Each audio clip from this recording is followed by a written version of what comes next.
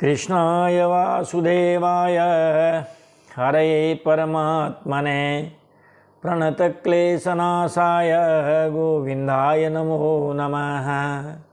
सच्चिदानन्दरूपाय विश्वोत्पत्त्यादिहेतवे तापत्रयविनाशाय श्रीकृष्णाय वयं नमः। समस्त कथा श्रोता बंधुओं को जय श्री कृष्ण, जय श्रीमन नारायण। आइए चलते हैं कथा प्रवाह में नैमिषारण्य, जहाँ श्री सूत जी महाराज 88,000 सोनकादि ऋषियों को श्रीमद् भागवत महापुराण की कथा सुना रहे हैं। आइए आप और हम सभी चलते हैं नैमिषारण्य और श्री सूत जी महाराज के मुखारबिंद से श्रीमद् भागवत महापुराण की कथा का श्रवण करते हैं।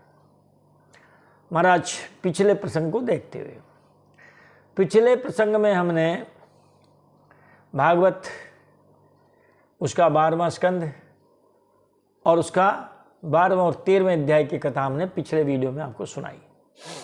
अब महाराज वैसे तो भागवत कथा पूरी हो गई, लेकिन चूंकि महाराज हम जो है शुरू में महात्म्य की कथा नहीं सुना पाए थे। हम तो महाराज हमने तो पहले स्कंद से शुरू कर दी थी कथा, क्योंकि जब श्री परीक्षित जी महाराज ने सुखदेव जी से पूछ लिया था कि महाराज जिसकी अति निकट मृत्यु होने हो उसको क्या करना चाहिए, तो सुखदेव जी महाराज उनको उसका इलाज बताने लग गए। भगवान की मंगलाचरण ही नहीं किया। बताओ आप, द्वितीय स्कंद के 4थे अध्याय में आकर उनको मालूम आ रही भगवान के अपन ने स्तुति नहीं की, तब जाके उन्होंने महाराज भगवान की स्तुति की।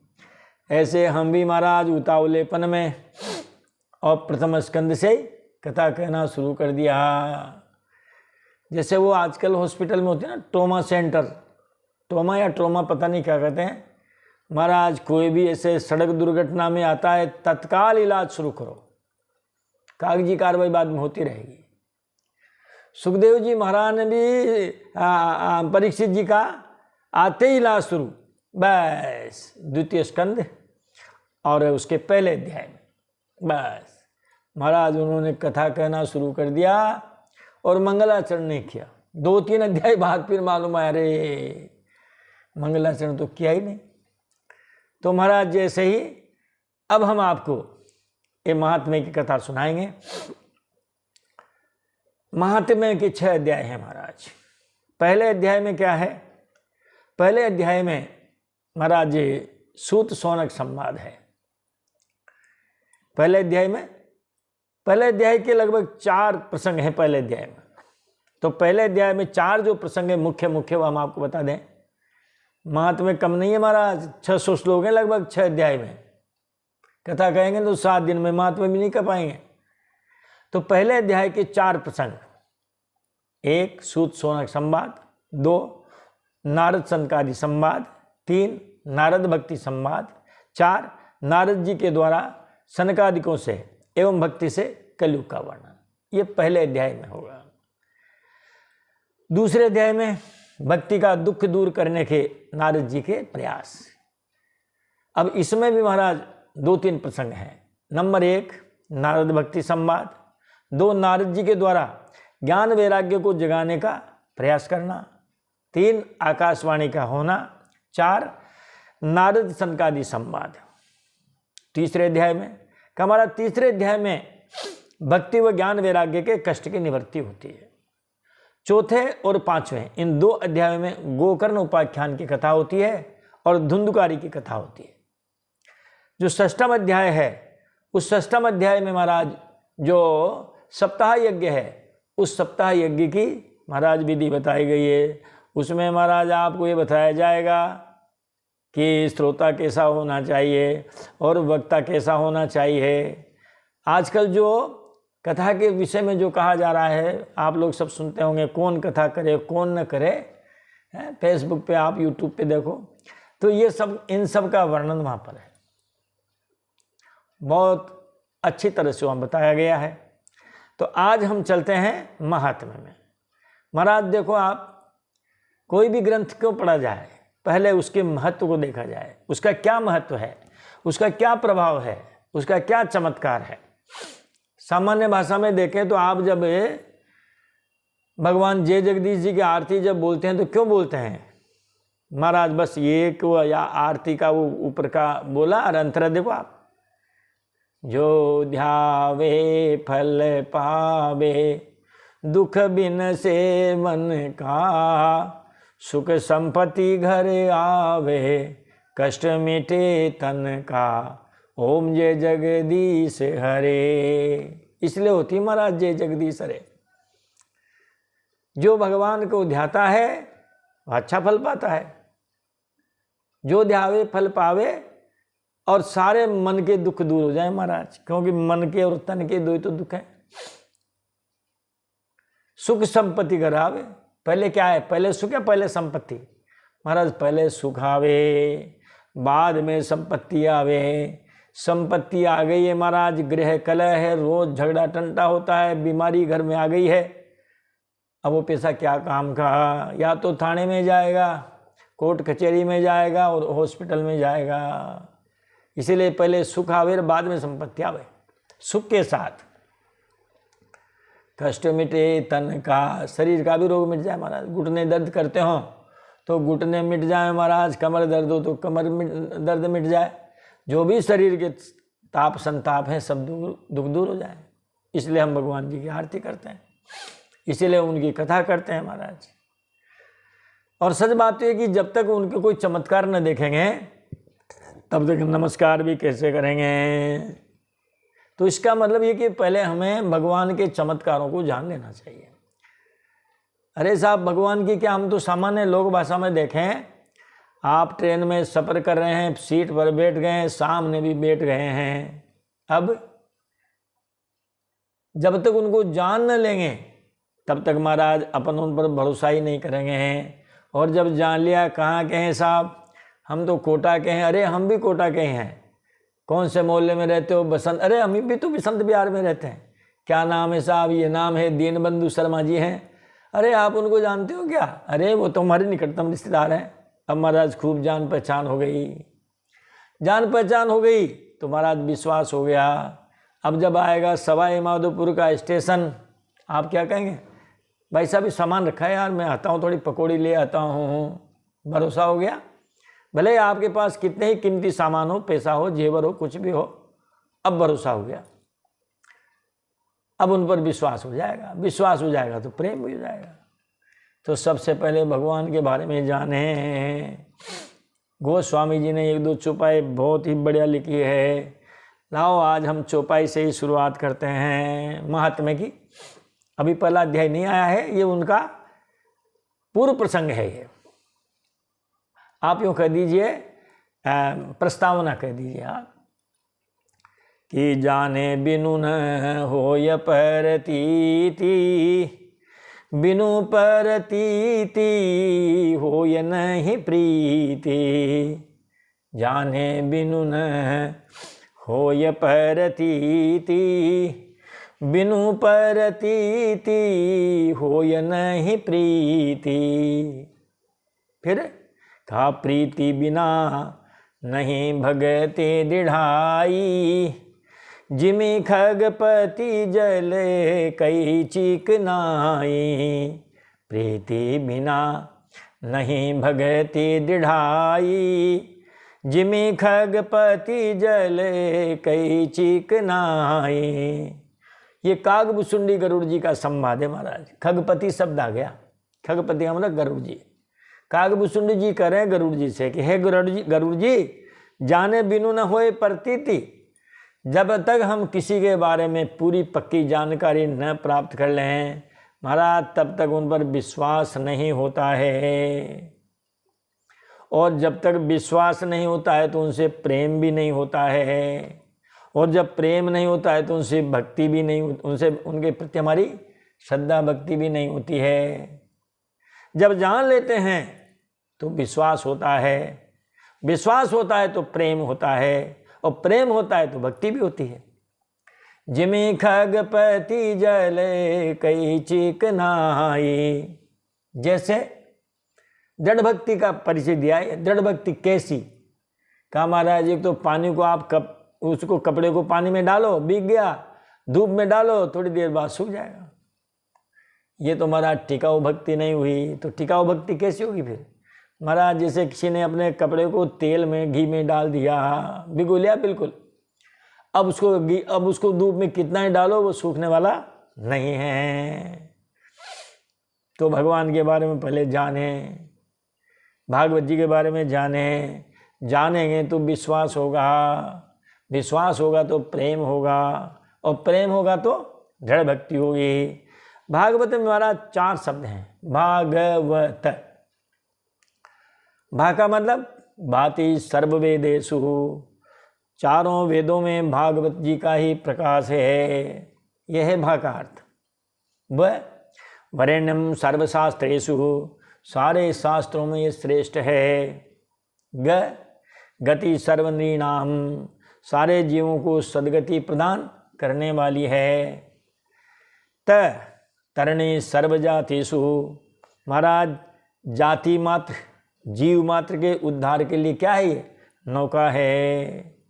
इस प्रकार महाराज अब हम पहले अध्याय में प्रवेश करते हैं महात्म्य के, और आप महाराज इसको महाराज आप ध्यान से सुनिए, क्योंकि महात्म्य समझ में आ जाएगा। महात्म्य जब आप पढ़ लोगे भगवान के प्रति, मतलब आपका जब जानकारी हो जाएगी तो उन पर विश्वास होगा, विश्वास होगा तो प्रेम होगा, प्रेम होगा तो दृढ़ भक्ति होगी। महाराज सबसे पहले जो हम रोज श्लोक बोलते हैं वो भी यहाँ पर पहला ही श्लोक है, श्रीमद् भागवत।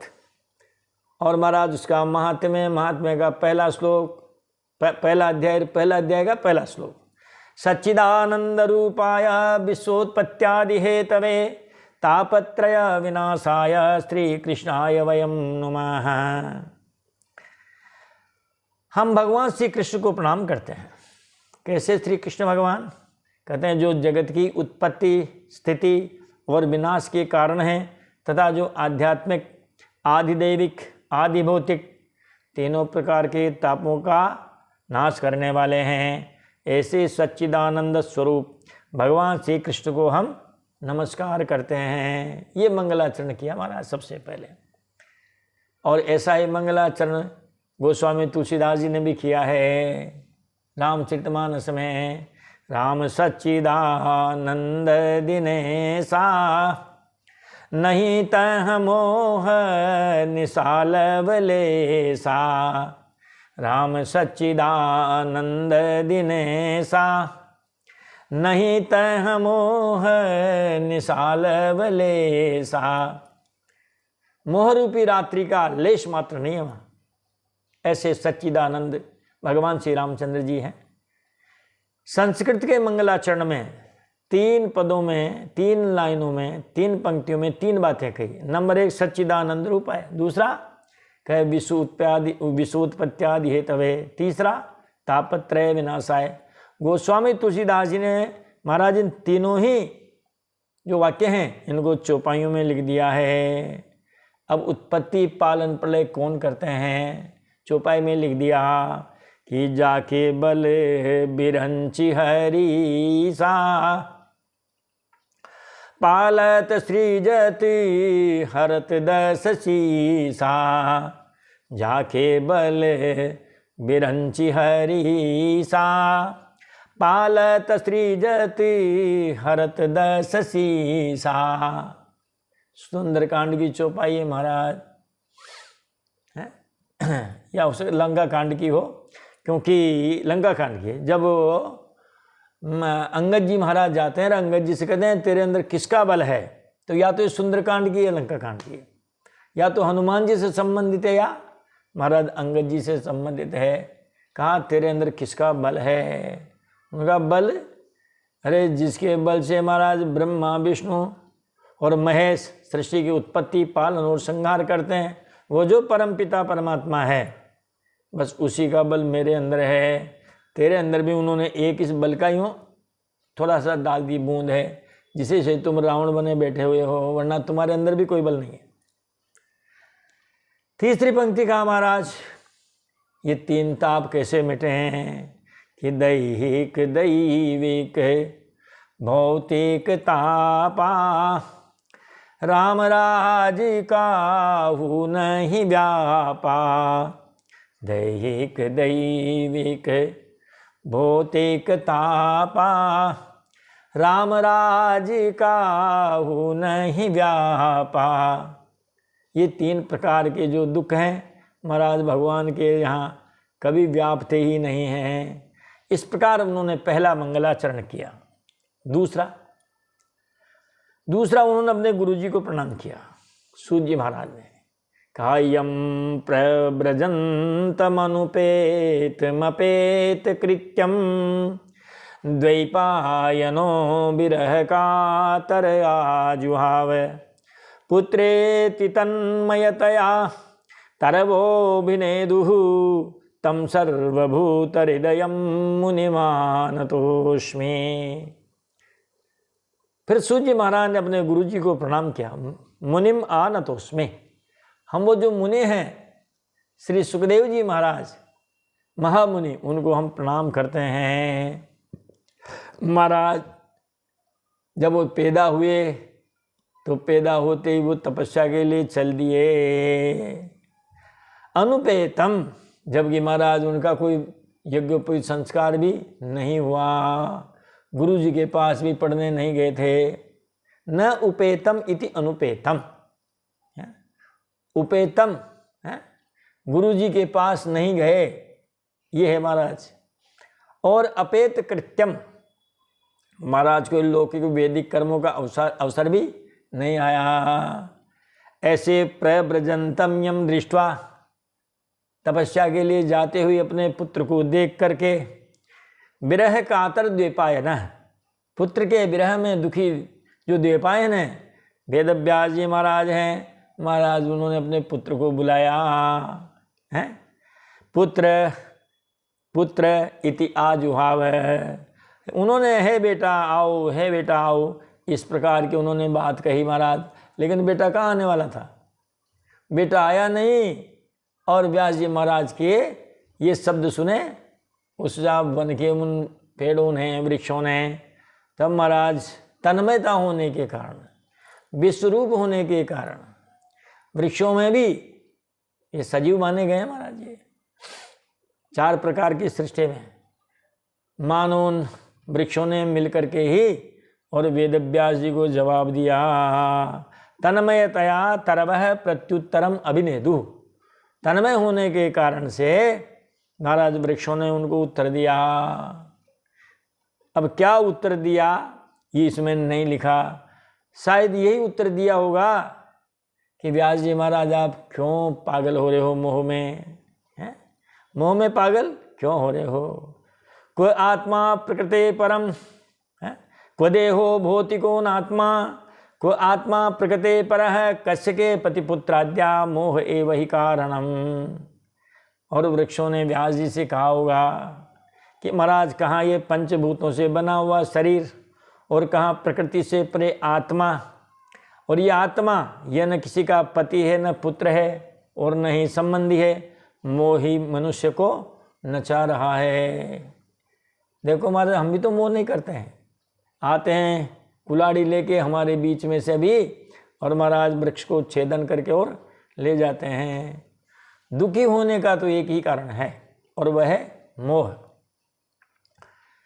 मोह सकल व्याधिन कर मूला, ताते पुनि उपे जहीं बहुसूला।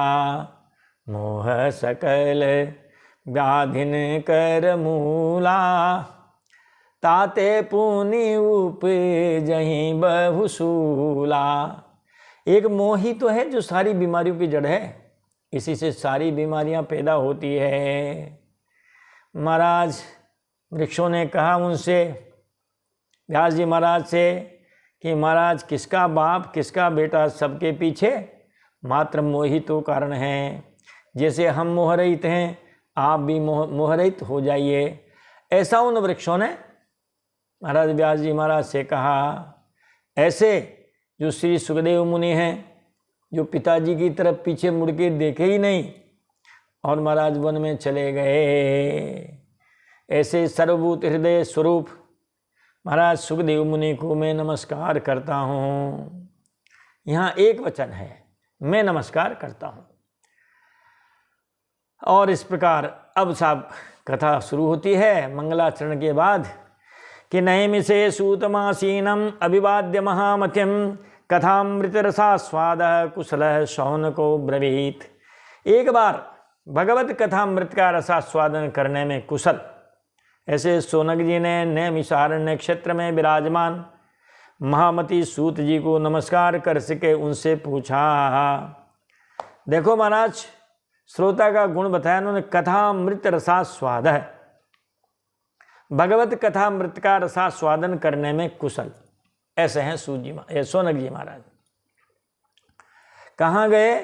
कहते हैं महाराज नैमिषारण्य में गए। हम जिनकी बार बार आपको वर्णन करते रहते हैं। और फिर बाद में जो मनु महाराज थे वो भी वहीं गए। बाद के राजा महाराजा या तो हरिद्वार गए या बद्री विशाल गए, फिर बाद में काशी भी गए। तो इस प्रकार तीर्थ स्थानों में गए, मगर तीर्थों में महाराज उसको बड़ा प्रसिद्ध बताया है। लाओ दो चार चौपाई इसके महत्व की भी बता देते हैं। मनु महाराज जब गए तो के बर बस राज सुतहित बदीना नारी समेत गवन बन कीना तीरथ बर नैमिष विख्याता अति पुनीत साधक सिद्धिदाता पंथ जाते सोहहि मति धीरा ज्ञान भगति जनु धर्यु शरीरा पहुँचे जाई धेनुमति तीरा हरसी नहाने निर्मल नीरा। गोमती नदी में स्नान करते हैं महाराज। तो जो शौनक जी महाराज हैं उन्होंने सूत जी को नमस्कार किया और फिर उनसे पूछा है। शौनक उवाच अज्ञान ध्वांतो विध्वंस कोटि सूर्य समप्रभ सूताख्या ही कथा सारम मम कर्ण रसायनम। ये शौनक जी महाराज 88,000 ऋषियों को लेकर के चले गए थे ब्रह्मा जी के। कहा महाराज हमको कथा सुनाओ, और नहीं तो कोई अच्छा सा वक्ता बताओ और कोई स्थान भी बताओ। तब ब्रह्मा जी ने कहते हैं कोई पहिया चक्र, वो महाराज वहाँ से उनके सामने यूँ इस तरह से उनके सामने उसको लुढ़का दिया। अब वो चक्र घूमने लगा। कहा इस चक्र के पीछे पीछे चले जाओ, जहाँ ये गिरेगा स्थान भी वही है और वहाँ आपको कथा करने वाले कथा प्रवक्ता भी मिलेंगे। तब कहते हैं वो चक्र घूमते घूमते यहाँ आकर के वो गिरा। इसीलिए इस तीर्थ का नाम चक्र तीर्थ भी है। बहुत बड़ा कुंड है और कुंड के बीच में पानी ऊपर आता है जैसे नीचे से, और उसके चारों तरफ परिधि बनी हुई है। उस पानी के बीच में जो परिधि है उसी में आप स्नान कर सकते हैं। उस परिधि को कूद के अगर उस कुंड में कूदेंगे तो महाराज पाताल के दर्शन हो जाएंगे। ऐसा सा वहाँ पर है। तो एक तो वो वहाँ चक्र तीर्थ हो गया, चक्र गिरा। दूसरा महाराज गादी पर बैठे हुए सूत जी महाराज भी मिल गए। ब्रह्मा जी की बात सत्य हो गई।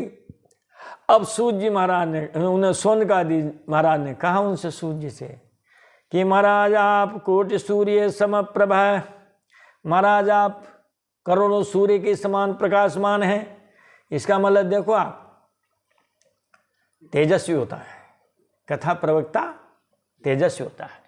अज्ञान ध्वांत विध्वंस है, आप अज्ञान रूपी जो अंधेरा है, अंधकार है, उसको आप नाश करने वाले हैं। और करोड़ों करोड़ों सूर्यों के समान आप तेजस्वी हैं। इसीलिए महाराज सूताख्या ही कथा सारम, महाराज हमने बहुत कथाएं सुन ली है। सत्यनारायण कथा भगवान की सुन करके और अन्य अन्य कई कथाएं सुन ली है। आप तो अब मम कर्ण रसायनम कथा सारम आख्या ही, हमारे कानों को और रसायन के समान ऐसी प्रिय लगने वाली, ऐसी कोई कथा सुनाइए। तब सूत जी महाराज ने कहा, प्रीति सौनक चित्तेते यथो वच्मि विचार्य च सर्व सिद्धांत निष्पन्नम संसार भयनाशनम। है सौनक जी महाराज, तुम्हारे हृदय में भगवान के प्रति प्रेम है, इसलिए मैं विचार कर तुम्हें संपूर्ण सिद्धांतों का निष्कर्ष सुनाता हूँ, जो जन्म मृत्यु के भय का नाश कर देता है। फिर न जन्म न मृत्यु, मोक्ष। कहते हैं भागवत मुक्ति का ग्रंथ है।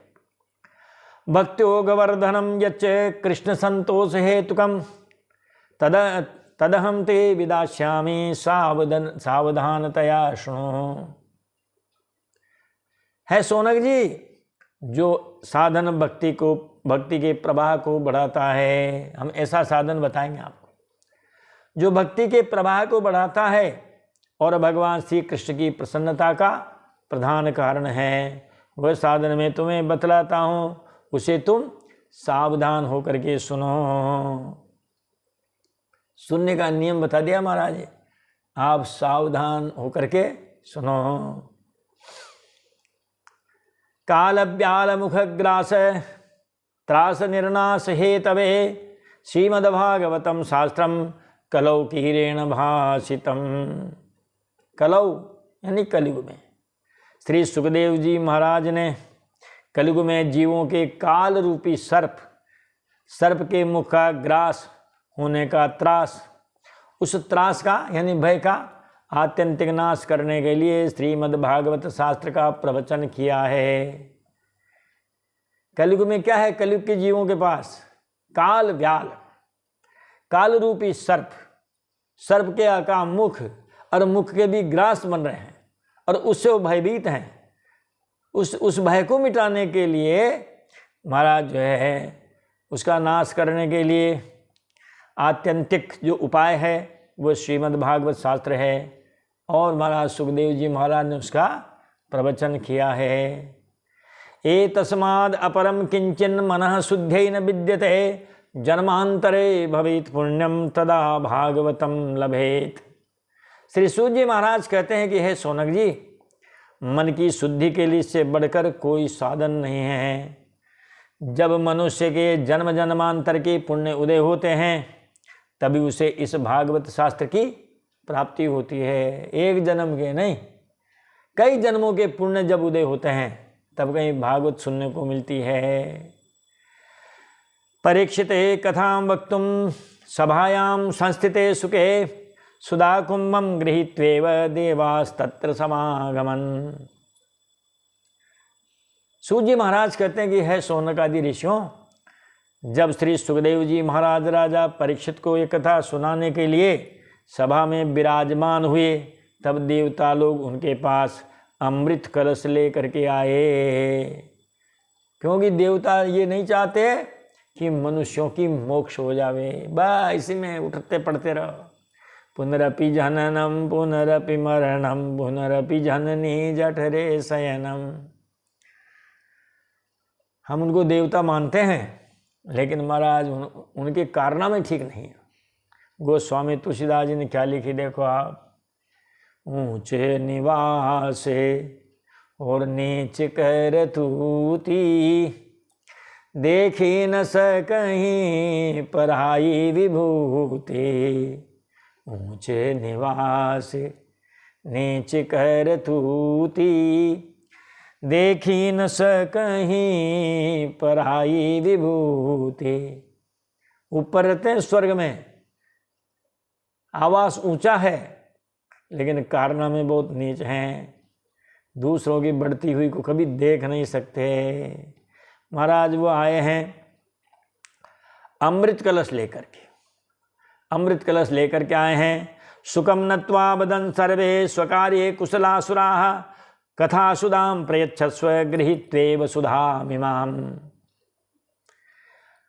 क्योंकि देवता अपना कार्य सिद्ध करने में कुशल हैं, उन्होंने आकर के सुखदेव जी महाराज को प्रणाम किया और प्रणाम करके कहने लगे कि आप यह अमृत लेकर बदले में हमें कथामृत का दान दे दीजिए।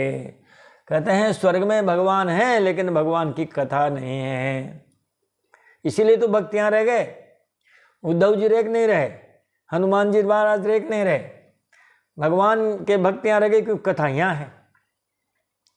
उन्होंने कहा महाराज ऐसा करो, ये अमृत ले लो और लेकर के आपका जो जजमान है परीक्षित जी महाराज, इसको अमृत पिला दीजिए, ये जिंदा हो जाएगा, और ये कथा अमृत हमें दे दीजिए, हम स्वर्ग में आनंद करेंगे, कथा सुनते रहेंगे।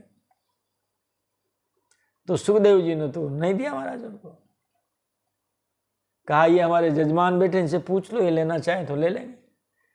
परीक्षित जी से पूछा होगा, कहो महाराज ले लो, आप अमृत पी लो, अमर हो जाओगे, ये जो तक्षक का भय है ना भी तुम्हारे भूत सवार, ये नहीं रहेगा। उन्होंने कहा महाराज हम तो अमर हो जाएंगे, ठीक है, लेकिन हमारे परिवार के बच्चे, हमारी धर्म पत्नियां, हमारे परिजन पुरजन, ये सब अमर होंगे कि नहीं होंगे हैं? कहा महाराज वो तो नहीं होंगे हैं, जब नहीं होंगे हमारे सामने हमारे बेटे मरेंगे, पोते मरेंगे, क्या हम उनको रोने के लिए जिंदा रहें? देखो महाराज ज़्यादा जीना अच्छा नहीं है।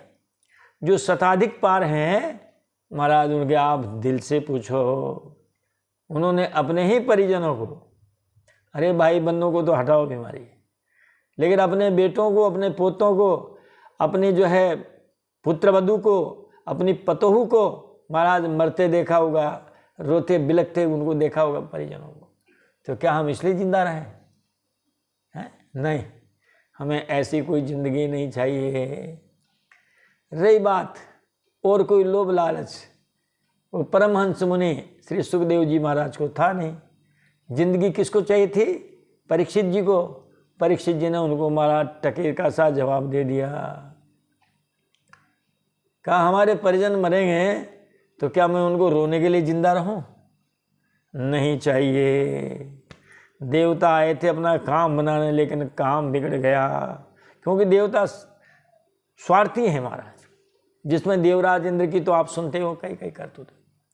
आए देव सदा स्वार्थी, बचन कहती जनु परमारथी, हम देवता परम अधिकारी, स्वार्थ रहते प्रभु भगति विसारी।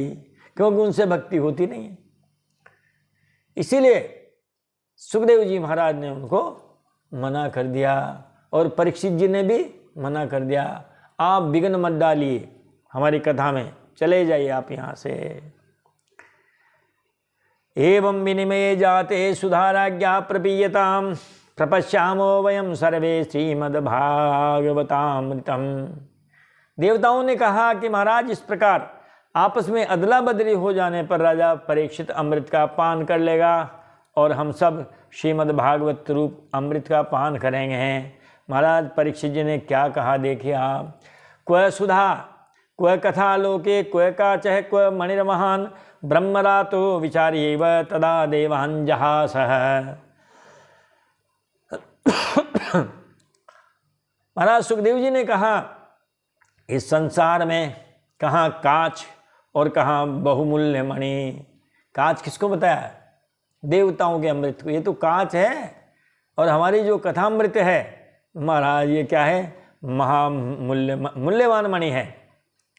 इस प्रकार कहाँ अमृत और कहाँ कथामृत है, ये सोचकर ही सुखदेव जी महाराज ने उस समय देवताओं की हंसी उड़ाई। तदा देवान् जहास है, देवताओं की हंसी उड़ा दी महाराज, मना कर दिया। गोस्वामी तुलसीदास जी ने भी एक चौपाई लिखी है महाराज, कांचे खिरीचे बिल्कुल भैया बदले ते ले, करते डारी परसमन दे। कांचे खिरीचे बदले ते ले, करते डारी परसमणि दे। ये जो कथामृत रूपी पारसमणि है महाराज, इस पारसमणि को लोग दे देते हैं और कांच की किरिच टुकड़े वो महाराज ले लेते हैं। सुखदेव जी महाराज ऐसे नहीं हैं, उन्होंने कहा हमारा पारस पत्थर है भैया है, लोहे को सोना बनाने की क्षमता है, तुम्हारे कांच के टुकड़े महाराज। और ऐसा कह करके उन्होंने देवताओं की हंसी उड़ा दी। अभक्तांस्तांश्च विज्ञाय न ददौ स कथामृतम श्रीमद्भागवती वार्ता सुराणामपि दुर्लभा। यह है भागवत जी का महत्व। देवताओं को भी दुर्लभ है भागवत कथा, देवताओं को भी दुर्लभ है। देवताओं को भक्तिहीन जान करके और उन्हें कथामृत का दान नहीं किया, इस प्रकार श्रीमद् भागवत की कथा देवताओं को भी दुर्लभ है। कहते हैं वो जो अमृत लाए उसका क्या हुआ, वापस ले गए कि कहीं फेंक गए, क्या किया? तो भागवत जी में तो नहीं है, लेकिन लोग कहते हैं ऐसा कि जिस वटवृक्ष के नीचे बैठ करके और श्री सुखदेव जी महाराज राजा परीक्षित जी को कथा सुना रहे थे, उस अमृत के कलश में जो अमृत था वो महाराज उस वटवृक्ष में फेंक गए और वो वटवृक्ष अमर हो गया। आज भी ऐसी उस वटवृक्ष की विशेषता है, हमने उसके साक्षात दर्शन किए हैं। सुखदेव जी महाराज का मंदिर है, परीक्षित जी का मंदिर है उसी में। तो उस एक तो वो वृक्ष बहुत विशाल, ऊपर टीले पर फिर विशालता इतने कि महाराज दीवारों को फोड़ के निकल गया है। इसलिए उस मंदिर का जो परकोटा है उसमें जगह जगह उसको सहारा लगाने के लिए महाराज उस दीवार को तोड़ करके और उसको टिका दिया दीवार पे ही। कहते हैं कि पतझड़ में जब सारी वनस्पतियों के पत्ते गिरते हैं पीले होकर के, उस समय उस वटवृक्ष का पत्ता नहीं गिरता। एक बार जो पत्ता आ गया वो दोबारा गिरेगा नहीं। कोई बंदर गिरा दे, कोई पक्षी गिरा दे, वो बात अलग है। ऐसा कोई वटवृक्ष है महाराज। तो उस अमृत का उन्होंने वो काम किया। दूसरी बात, राजा परीक्षित के मोक्ष हुई, स्वर्ग में नगारे बजे महाराज, जय जयकार की ध्वनि हुई, ब्रह्मा जी की नींद खुली। उन्होंने कहा क्या हो रहा है, क्या है आतिशबाजी? महाराज इसलिए आतिशबाजी हो रही है, जय जयकार हो रहे हैं। पृथ्वीलोक में राजा है परीक्षित, श्री सुखदेव जी महाराज ने उसको कथा सुनाई, बताओ आप, उसकी मोक्ष हो गई है, भगवान के चरणों में स्थान प्राप्त किया उसने। महाराज कहा अच्छा, तो राज्यो मोक्षम तथा विक्षे पुराधातापि विस्मितः। ब्रह्मा जी को भी आश्चर्य हुआ ये सुनकर। सत्यलोके तुलाम बद्ध्वा तोलयत साधनान्यजः।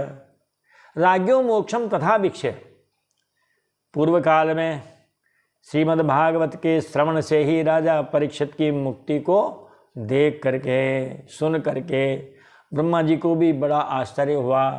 उन्होंने सत्यलोक में तराजू बांधी और सब साधनों को तोला। देखो महाराज, एक तरफ वेद, पुराण, उपनिषद, सूत्र ग्रंथ और नीति ग्रंथ जितने थे सब रख दिए और एक पलड़े में भागवत जी को रखा। लघुन्यन्यानि जातानि गौरवेण इदं महत्, तदा ऋषिगणा सर्वे विस्मयं परमं ययुः। तौल में अपने महत्व के कारण श्रीमद् भागवत के मुकाबले अन्य सभी साधन हल्के पड़ गए और ये देखकर सभी ऋषियों को भी बड़ा आश्चर्य हुआ। गोस्वामी जी ने भी लिखा है कि मरा तात स्वर्ग अपवर्ग सुख धैर्य तुला इक अंग, तुलनता ही सकल मिली जो सुख लव सत्संग। सत्संग एक तरफ है, दूसरी तरफ स्वर्ग भी है, अपवर्ग भी है। महाराज सत्संग में भारी भजन निकला तो जिस पलड़े में भागवत जी थी वो भागवत जी का पलड़ा जमी पर टिका रहा, टस से मस नहीं हुआ। ब्रह्मा जी ने सारे ग्रंथ रख दिए उधर। तभी से मेनिरे भगवद रूपम शास्त्रम भागवतम कलौ, पठना श्रवणा सद्यो वैकुंठ फलदायकम। सूर्य महाराज कहते हैं कि हे शौनकादि ऋषियों, तब ऋषियों ने कलयुग में इस भगवत रूप भागवत शास्त्र को ही पढ़ने सुनने से तत्काल मोक्ष देने वाला निश्चय किया। भगवत स्वरूप इसको मान लिया गया। इसको पढ़ने से सुनने से वैकुंठ फल क्या है? मोक्ष है, तत्काल मोक्ष देने वाला निश्चय किया।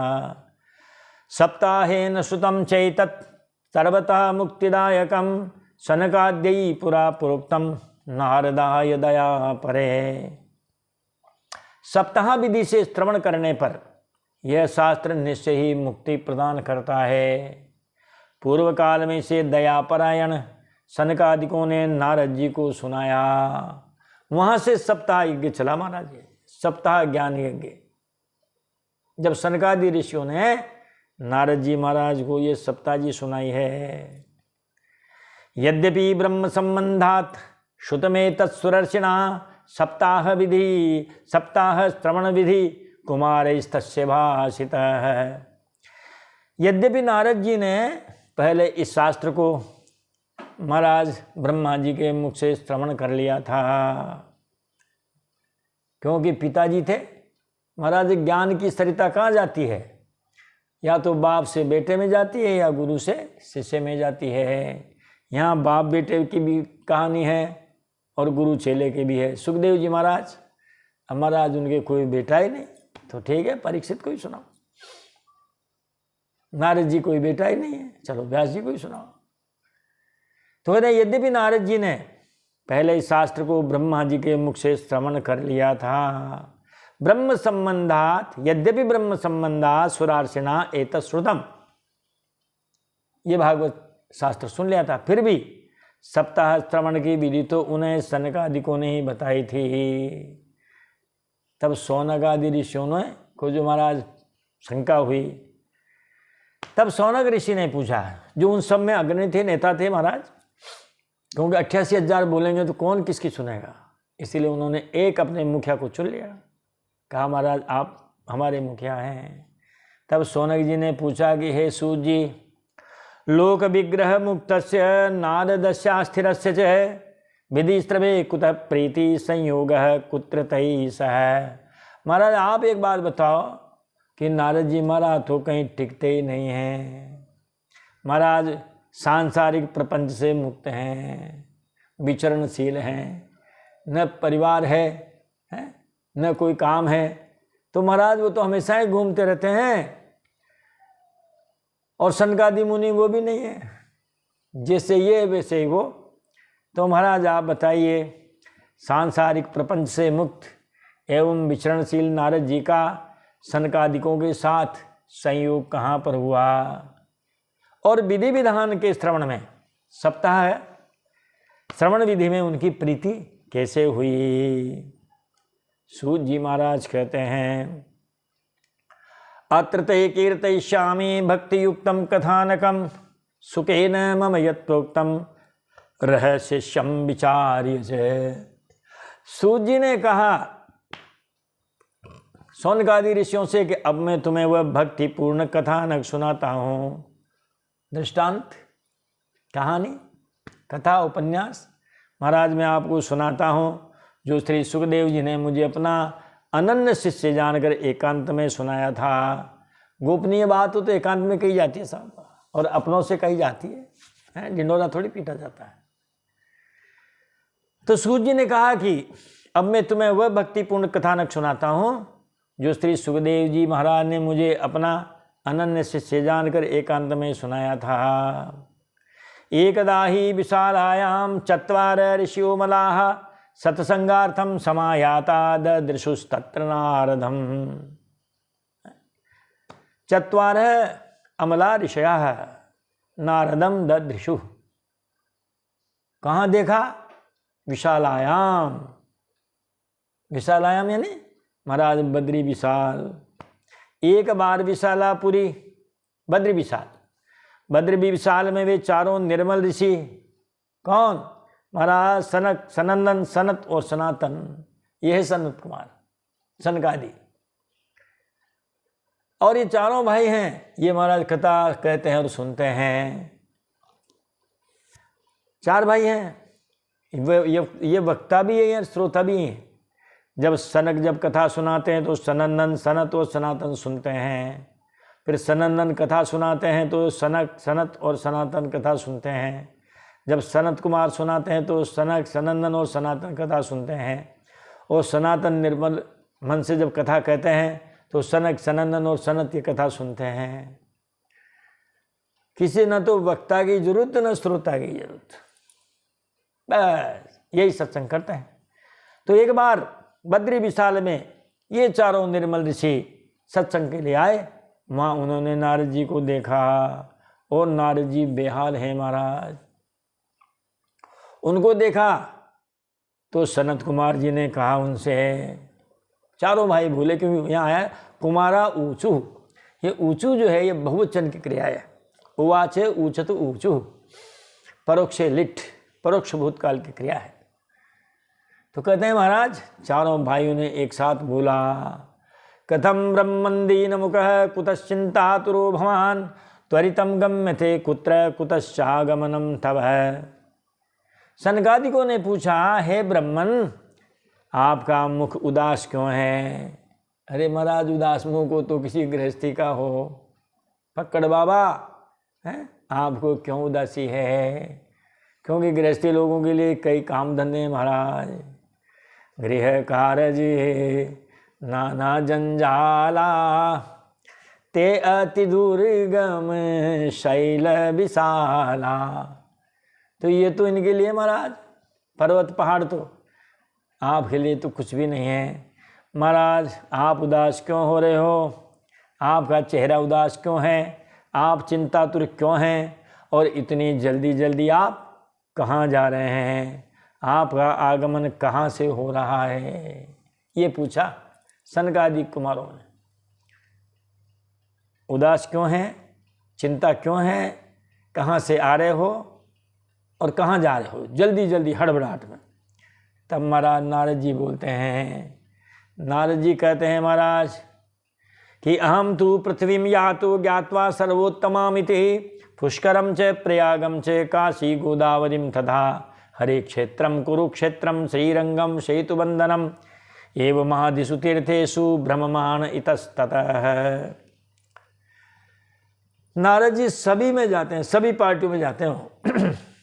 उनके लिए महाराज बीजेपी, कांग्रेस, आम आदमी पार्टी पता नहीं जितनी जितनी है, ऐसे महाराज स्वर्ग लोक, मरते लोग हैं, पाताल लोग, सब 14 भुवन में महाराज ये अव्याहत गति है इनकी, अप्रतिहत गति है, गति रुकती नहीं है।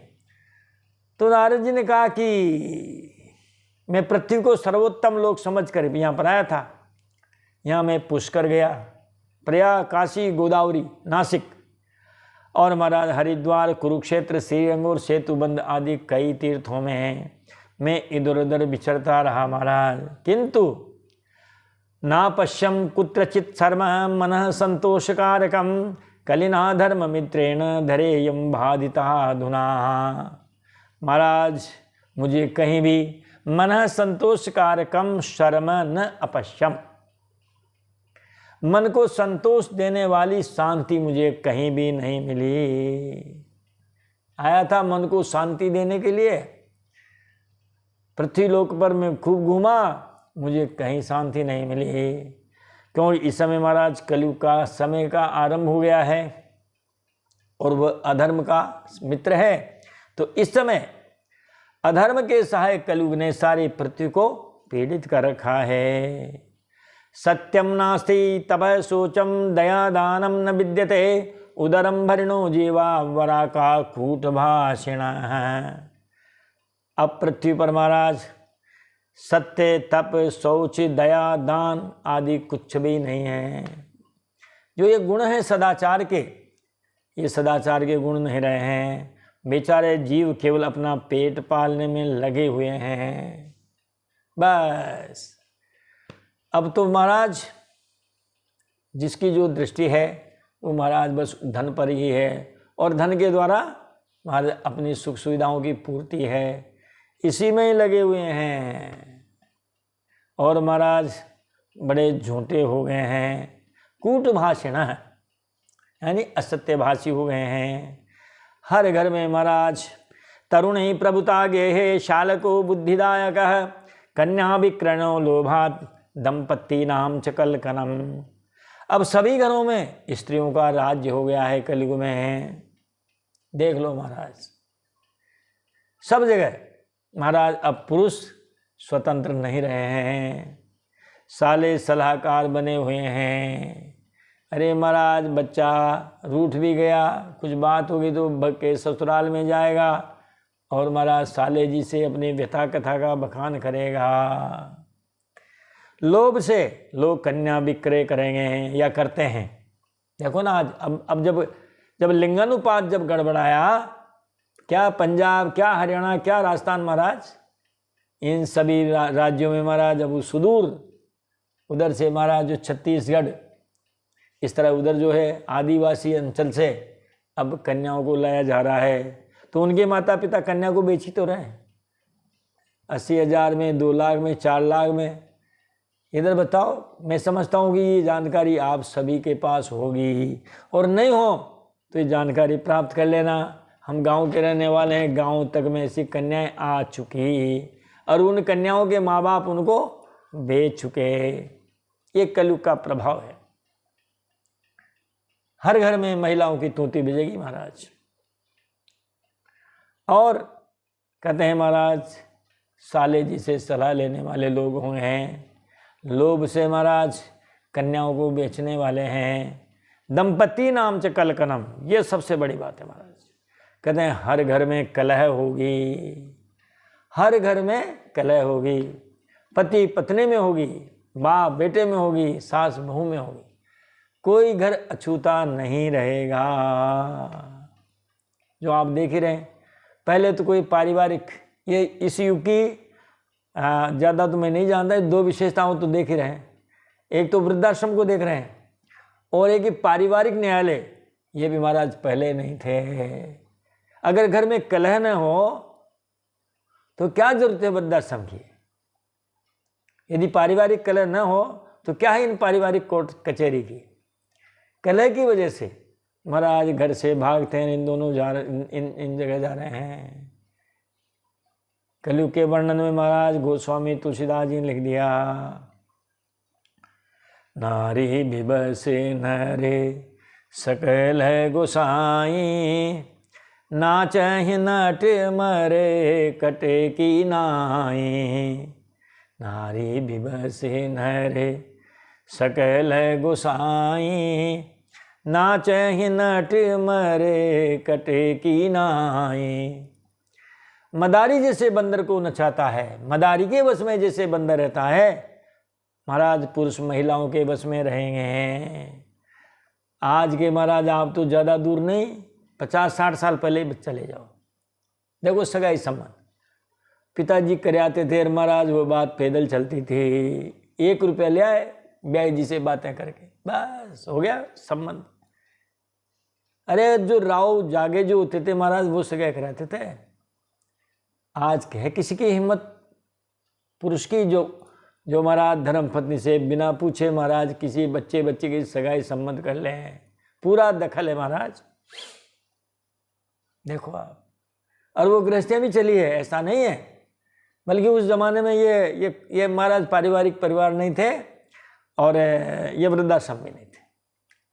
समय की महिमा है, कितने स्वतंत्र थे तो लोग घर आके बोल देते थे, बाया की सगाई कर अपनी वहाँ बढ़िया हो, बाई की सगाई कर वहाँ यो रुपये ले आयो वहाँ ब्याह जी से, बहुत बढ़िया, ये लो करो तैयारी गाजे बाजे की।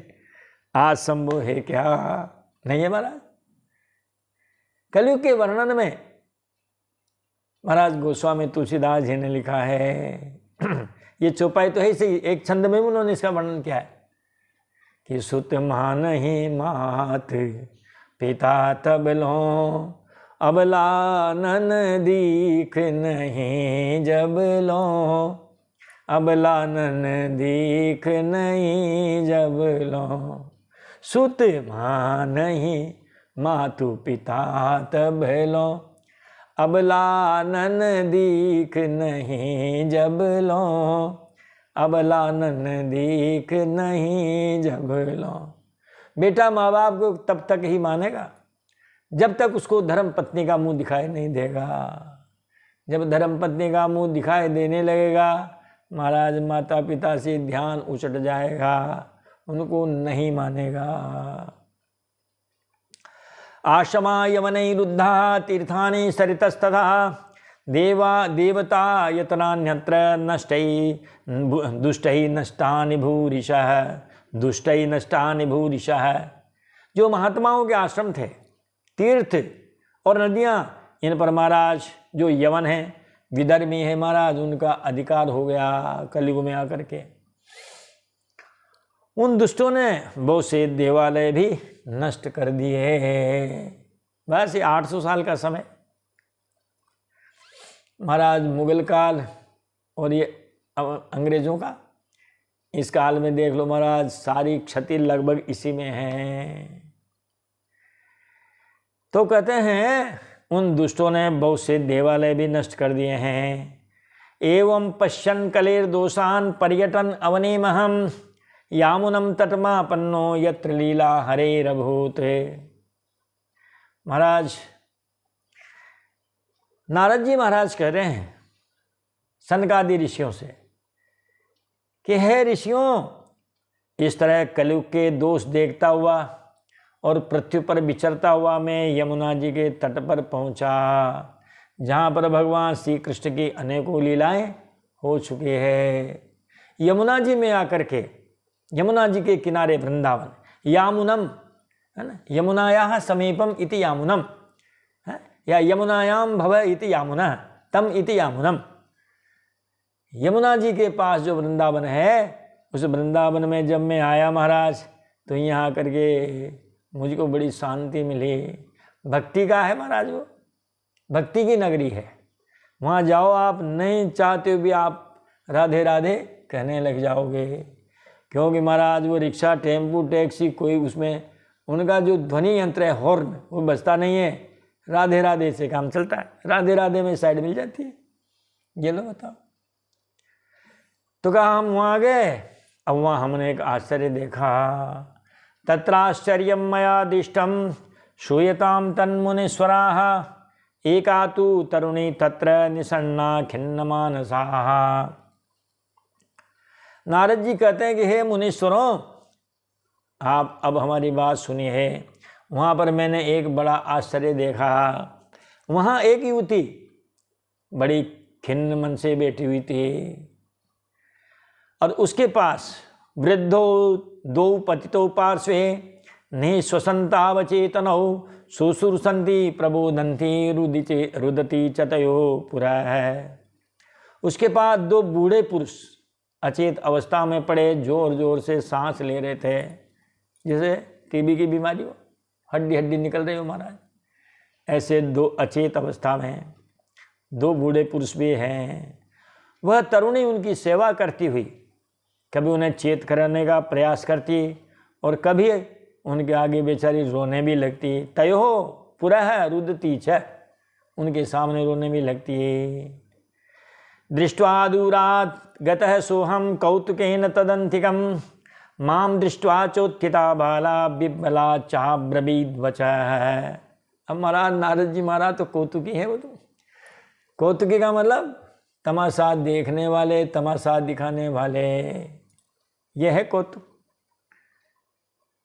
चरित्र महाराज दूर से सब चरित्र देख करके नारद जी करें कि मैं भी कुतूहलवश महाराज उनके पास चला गया। भीड़ हो रही थी वहाँ, हम भी चले गए तमाशा देखने वहाँ।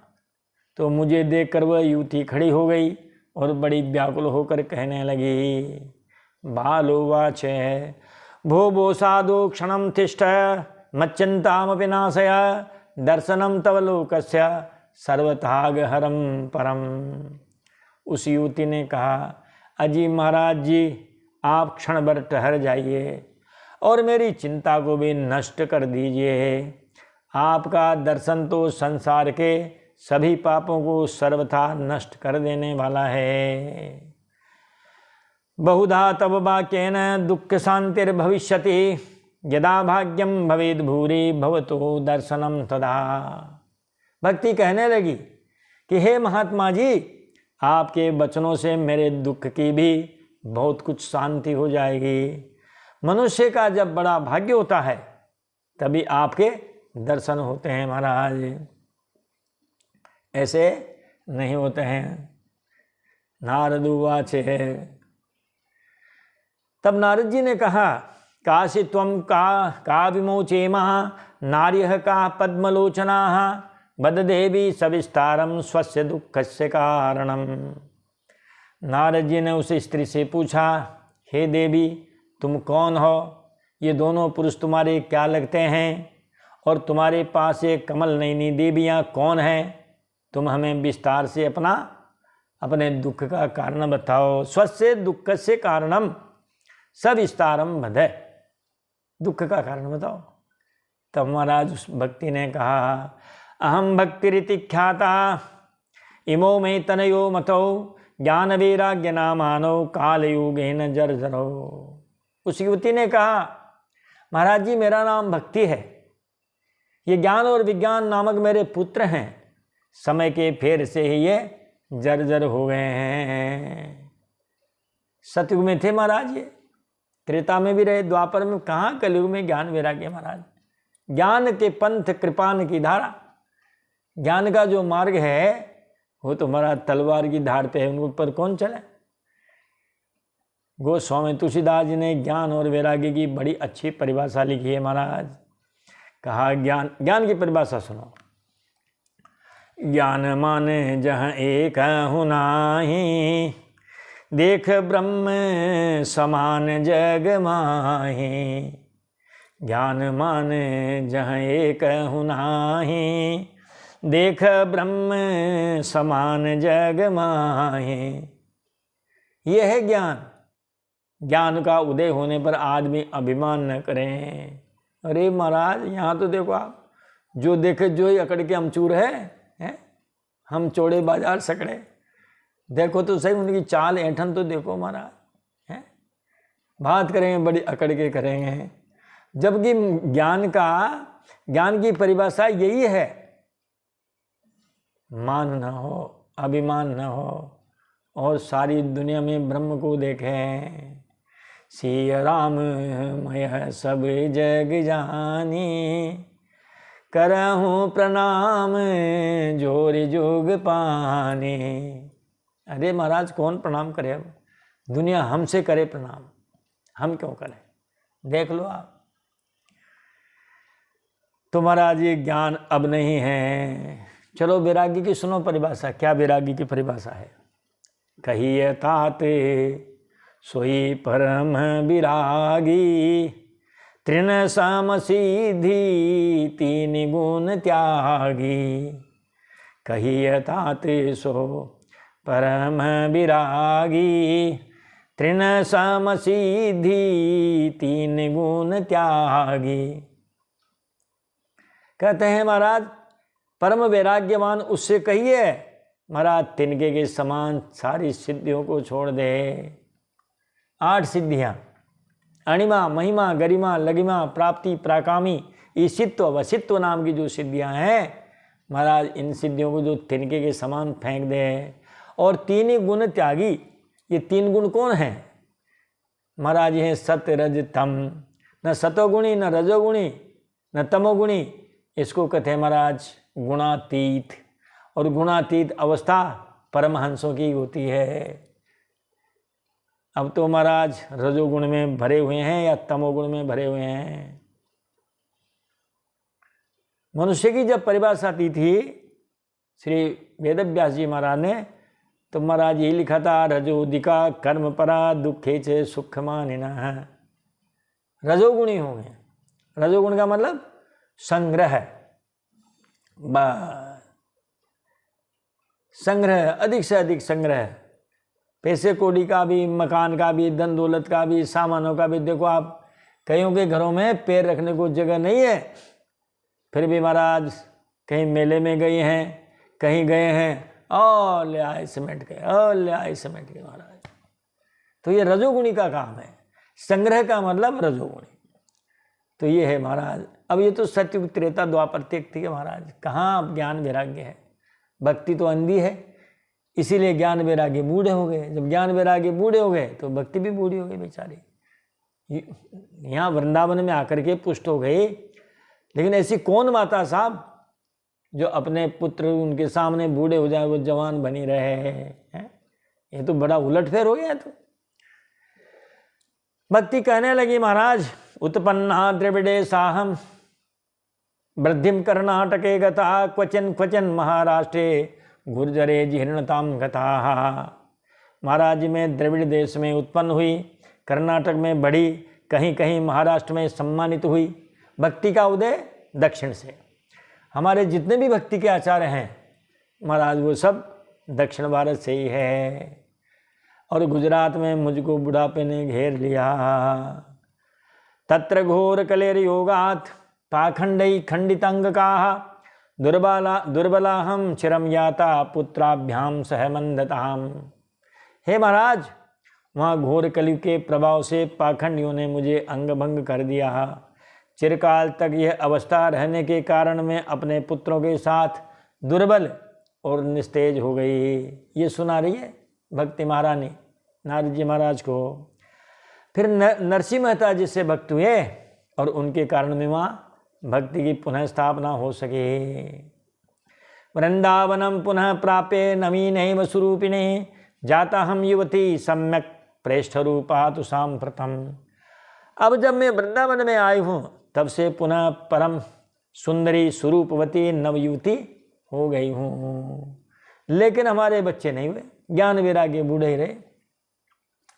इमौ तु सहितावत्र सुतौ में क्लिश्यतः श्रमात् इदम स्थानम परित्यज्य विदेशम गम्यते मया। महाराज जी, अब ये सामने पड़े हुए मेरे दोनों पुत्र हैं, ये थके माने हैं, दुखी हो रहे हैं। अब मैं ये स्थान छोड़ दूँगी और अन्यत्र चली जाऊँगी। अन्यत्र जाना चाहती हूँ। जरठत्वं समायातौ तेन दुखेन दुखितो साहम तु तरुणी कस्मात् सुतो वृद्धाभिमौ कुतः। देखो ना आप, मेरे दोनों पुत्र बूढ़े हो गए हैं, इसी दुख से मैं दुखी हूँ। मैं तरुणी क्यों और ये मेरे पुत्र बूढ़े क्यों? मैं तरुणी क्यों और मेरे बेटे बूढ़े क्यों हैं महाराज? त्रयाणाम सहचारित्वात् वैपरीत्यम कुतः स्थितम घटते जरठा माता तरुणो तनया भीति। हम तीनों साथ साथ रहने वाले हैं, फिर ये विपरीतता क्यों हो गई महाराज? होना तो ये चाहिए था कि माता बूढ़ी हों और पुत्र जवान हों। माता जी के सर के बाल सफ़ेद हों और बेटों के सर के बाल काले हों। अरे महाराज, अभी तो माताओं के वो भी बाल बिल्कुल काले रहते हैं। 8-15 दिन में पॉलिश वॉलिश हो जाती है तो माताएं बिल्कुल अब कोई भी माताएं आपको बहुत कम मिलेगी माताएं। तो उसने कहा महाराज हम बूढ़ी क्यों और ये न हम जवान क्यों और ये बूढ़े क्यों महाराज? होना तो क्या चाहिए, माता बूढ़ी हो पुत्र जवान हो।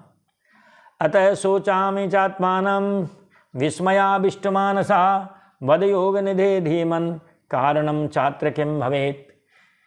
इसी से मैं आश्चर्यचकित चित्त से अपनी इस अवस्था पर शोक करती रहती हूँ।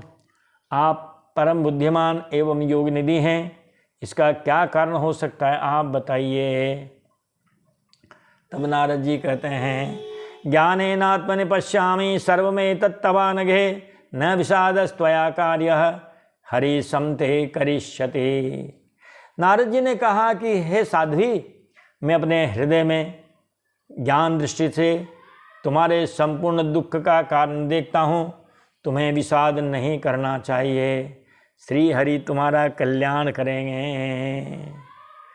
शृणुष्वावहिते बाले युगोयम दारुणो कलिः तेन लुप्तः सदाचारो योग मार्गस्तपांसि च।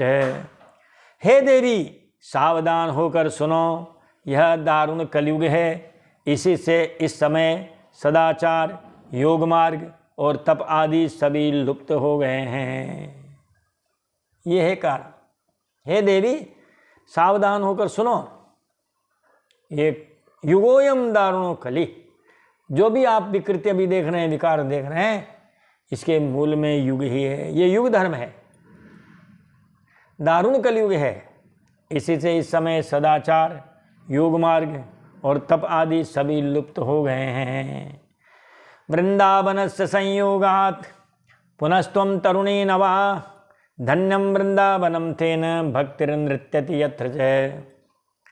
वृंदावन के संयोग से तुम फिर नवीन तरुणी हो गई हो, अतः ये वृंदावन धाम धन्य है, जहाँ भक्ति सर्वत्र नृत्य करती है, कर रही है, आप आज भी जाके देखो महाराज, बड़ी भीड़ होती है महाराज।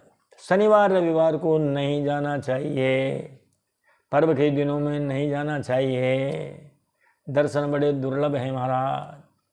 अब बच्चे बूढ़े और माताएं वहाँ न जावे तो अच्छा रहे। इन दिनों में मेरे गुरुदेव वहाँ विराजते हैं, मैं बहुत दिनों से वहाँ जाता रहा हूँ। पहले आराम से दर्शन होते थे महाराज। मंदिर में अंदर गए, सीढ़ियाँ हैं वो लकड़ी की जैसी, उन पर आप खड़े हो जाओ, सामने बांके बिहारी जी, चौक में आ जाओ बांके बिहारी जी, फिर उनके साइड में दोनों तरफ सीढ़ियाँ, ऊपर चढ़ के भी आप दर्शन कर सकते हो। मैंने किए कई बार। आज अरे महाराज 5 किलोमीटर की लाइन है, तो वहाँ जो जाता है ना, बूढ़े भी जवान हो जाते हैं, क्योंकि वहाँ महाराज भक्ति नृत्य करती है।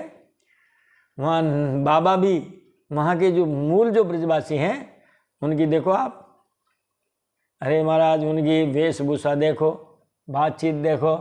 कहते हैं ना वो 80-90 वर्ष के दादा, जेब में काजल की डिबिया, अरे जब कहीं हो रहे हो भजन, बढ़िया संगीत लगाए, आंखों में काजल ठुमके लगाने लगते हैं। तो वृंदावन के संयोग से तुम फिर नवीन तरुणी हो गई हो, अतः ये वृंदावन धाम धन्य है। यहाँ भक्ति सर्वत्र नृत्य करती है। अत्रेमो ग्राहका भावात् न जरामपि मुंचतः किंचिद आत्मसुखे नेह प्रसुप्तिर्मन्यते नयोः। नारद जी महाराज कहते हैं कि देवी जी, तुम्हारे इन दोनों पुत्रों का यहाँ कोई ग्राहक नहीं है। अब बताओ, जब ग्राहक ही नहीं है तो महाराज उनको पूछेगा कौन? सरदारों के मोहल्ले में नाई ने दुकान लगा ली, अब कहाँ ग्राहक है महाराज? अब उसको तो उठाना ही पड़ेगा, दुकान उठेगी सही भाई, दुकान तो ग्राहक से चलती है। जब श्रोता ही नहीं होंगे तो वक्ता क्या करेंगे? जब कार्यकर्ता ही पास में तो नेताजी क्या करेंगे? नेताजी जोश कब आता है? जब वो आगे महाराज अपार जन समूह को देखते हैं, फिर वो सीने पे गोली खाने को तैयार हो जाता है। और कार्यकर्ता नहीं हो तो कोई जोश नहीं। तो तुम्हारे इन दोनों पुत्रों का यहाँ कोई ग्राहक नहीं है, इसलिए इनका बुढ़ापन नहीं छूट रहा है। यहाँ इनको कुछ आत्म शांति की प्राप्ति हो रही है।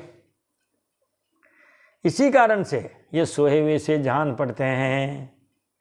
यदा मुकुंदो भगवान क्षाम त्यक्त्वा स्वपदम गतः, क्षमाम त्यक्त्वा स्वपदम गतः तद्दिनाद कलिरायातः सर्व साधन बाधक। हे साध्वी, जिस दिन भगवान श्री कृष्ण इस भूलोक को छोड़कर अपने परम धाम को पधारे, उसी दिन से यहाँ संपूर्ण साधनों में बाधा डालने वाला कलयुग आ गया। यूं ही सूर्य अस्त हुआ त्यों ही रात्रि का आगमन हो गया, प्रकाश गया और अंधकार आया। यूं ही भगवान गए, कलयुग आया और कलयुग ने अपना ये प्रभाव दिखाया। दृष्टो दिग्विजये राज्ञा दीनवत्सरणं गतः न मया मारणीयोऽयं सारंग इव सारभुक्। दिग्विजय के समय राजा परीक्षित की दृष्टि पड़ने पर कलयुग दीन के समान उनकी शरण में आया। दिग्विजय कर रहे थे परीक्षित जी, उन्होंने सुना कि कलयुग का पदार्पण हो गया है। महाराज वो ले धनुष बाण और चले गए उनके सामने, निकल जा मेरे राज्य से। उसने कहा महाराज सब युग रहे तो हम भी रहेंगे, थोड़े बहुत स्थान दे दो तो वहीं रह जाएंगे हम। तब उन्होंने विचार किया और उनको 2-4 स्थान दिए। भ्रमर के समान सारग्राही राजा ने यह निश्चय किया कि मुझे इसका वध नहीं करना चाहिए। इसमें लाखों लाखों अवगुण हैं, एक आध गुण भी होंगे। इस युग में यत् फलम नास्ति तपसा न योगेन समाधिना तत्फलम लभते सम्यक कलौ केशव कीर्तनात्। क्योंकि जो फल तपस्या, योग एवं समाधि से भी नहीं मिलता, कलयुग में वही फल श्री हरि कीर्तन से भली भांति मिल जाता है। क्योंकि महाराज सतयुग में, त्रेता द्वापर में बहुत बहुत काम करना पड़ता है। कृते यध्यायतो विष्णु त्रेतायाम यजतो मखहि द्वापरे परिचर्यायाम कलौ केशव कीर्तनात्। इसी के अनुवाद गोस्वामी तुलसीदास जी ने भी किया है। ध्यान प्रथम जुगे मख बेदि दूजे द्वापर परी तो सत प्रभु पूजे, नहीं कली करम न भगति विवेकु, राम नाम अवलंबन एकु, कलियुग केवल नाम आधारा, सुमेरे सुमेरे नर उतरहि पारा, कलियुग केवल हरि गुण गाहा, गावत नर पावहि भव था। ये है साहब कलयुग का थोड़ा बहुत जो पुण्य है वो यह है। चमत्कार कह दो। महाराज भक्ति कहने लगी है, सुरत से त्वं हि धन्योसि मद्भाग्येन समागतः, साधूनां दर्शनम लोके सर्वसिद्धिकरं परम। भक्ति ने कहा, देवर्षि आप धन्य हैं, मेरा बड़ा सौभाग्य था जो आपका समागम हुआ। संसार में साधुओं का दर्शन ही समस्त सिद्धियों का परम कारण बनता है। और इस प्रकार महाराज यहाँ पर आकर के और पहले अध्याय का महात्म्य के पहले अध्याय का विराम होता है। हम भी देते हैं वाणी को विराम। मिलते हैं अगले वीडियो में। तब तक के लिए आप खूब इस महात्म्य की कथा को सुनिए और सुनाइए। बोलिए बाल कृष्ण लाल की जय, वृंदावन बिहारी लाल की जय, द्वारिकाधीश भगवान की जय, मथुराधीश भगवान की जय, गोकुलनाथ भगवान की जय, राधा कृष्ण भगवान की जय, रामचंद्र भगवान की जय, हनुमान जी महाराज की जय, शंकर भगवान की जय। जय जय श्री राधे, जय जय श्री सीताराम। हर हर महादेव शंभो।